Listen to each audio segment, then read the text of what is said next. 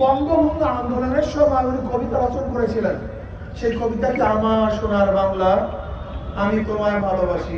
এটা আমাদের কবিতা, বরং ভারতের দালালদের চোখে আঙ্গুল দিয়ে দেখাতে চায় একটা নির্বাচন বলে এটা ভুল আছে। এটা চমৎকার ভুল ধারণা। আসলে সুষ্ঠু নির্বাচন হলে দেশের মানুষ শান্তি মুক্তি পাবে না। কেন? আমরা সবাই জানেন 70 নির্বাচন সুষ্ঠু হয়েছে। পাকিস্তানের আমলে যে 70 নির্বাচন হয়েছিল সেই নির্বাচনের ব্যাপারে কিন্তু আপত্তি করেনি। এই কথা কেউ বলে নাই নির্বাচন হয়েছে, কার্যকর নির্বাচন হয়েছে, এরকম কোন মন্তব্য আমাকে দেখা যাবে।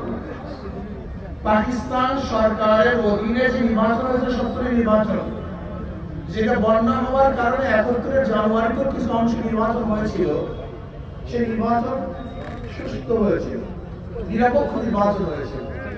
সেটা আওয়ামী লীগ এককভাবে 160টা সিট পেয়েছিল। তারা ক্ষমতায় যাবেন, ক্ষমতায় যাওয়ার জন্য তারা যেই পরিমাণে সিটের প্রয়োজন সেই পরিমাণে সিট পেয়েছিলেন। কিন্তু পশ্চিম পাকিস্তানের সরকার ভোটের মর্যাদা দিতে পারে নাই, রক্ষা করতে পারে নাই। বিদায় এদেশের মানুষ আন্দোলন করেছে, সংগ্রাম করেছে, আন্দোলন করে সংগ্রাম করে আবার একটা এই দেশকে স্বাধীন করে ফেলেছে। এই দেশকে স্বাধীন করার পরে ভেবেছিলাম এদেশ মুক্ত হয়ে গেছে, এবার আমরা শান্তি পাবো, মুক্তি পাবো, স্বাধীন হয়েছে, মুক্তি পাবো, বৈষম্য দূর হবে। স্বাধীনতার স্লোগান কি ছিল? সাম্য, মানবিক মর্যাদা, সামাজিক ন্যায় বিচার। বলেন কি? সাম্য,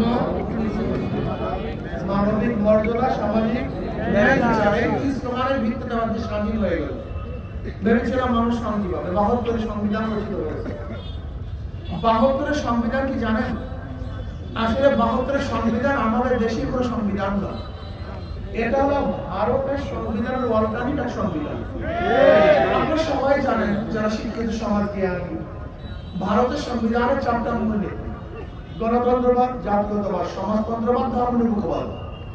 এর হলো 4টি স্তম্ভ ভারতের সংবিধানের।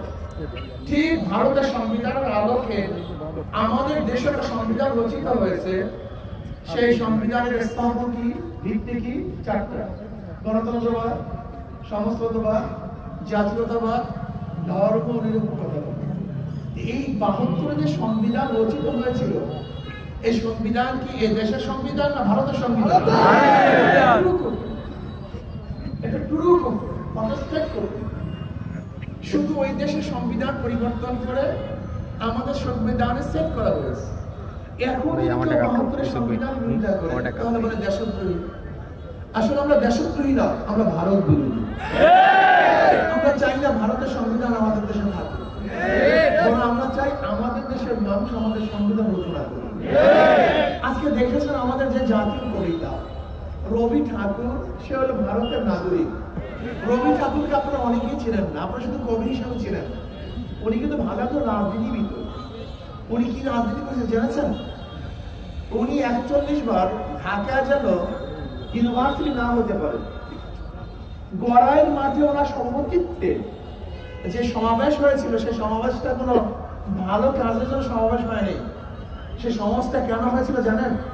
ঢাকাতে যেন ইউনিভার্সিটি না হয়, এই ঢাকায় যেন ইউনিভার্সিটি ভার্সিটি না হয়, এর জন্য সমাবেশ করেছিলেন। সেই সমাবেশের সভাপতি ছিলেন রবি ঠাকুর।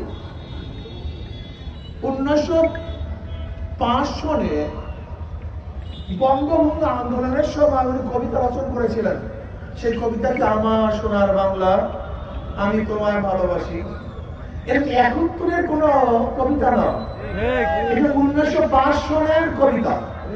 সে 1905 সনের কবিতা যদি 71 সনের জাতীয় সঙ্গীত হয় আর এর বিরোধী কেউ করে, আসলে সে দেশদ্রোহী নয়, বরং ভারতের দালালদের চোখে আঙ্গুল দিয়ে দেখাতে চায় এই জাতীয় কবি, এটা আমাদের কবিতা। আর গোটা দুনিয়ার মধ্যে অন্য দেশের কোন কবিতা জাতীয় সঙ্গীত বাংলাদেশ ব্যতীত দ্বিতীয় কোথাও নেই। ভারতের প্ল্যানটা ছিল দেশটাকে তাদের ক্ষমতারাজ্য করবে, তাদের অঙ্গরাজ্য করে স্বাধীন করবে। একটু দেখবেন ভারতের যে ম্যাপ, সেই ম্যাপের মধ্যে কিন্তু বাংলাদেশকে আলাদা দেখানো হয় না, ভারতের সাথে সংযুক্ত দেখানো হয়।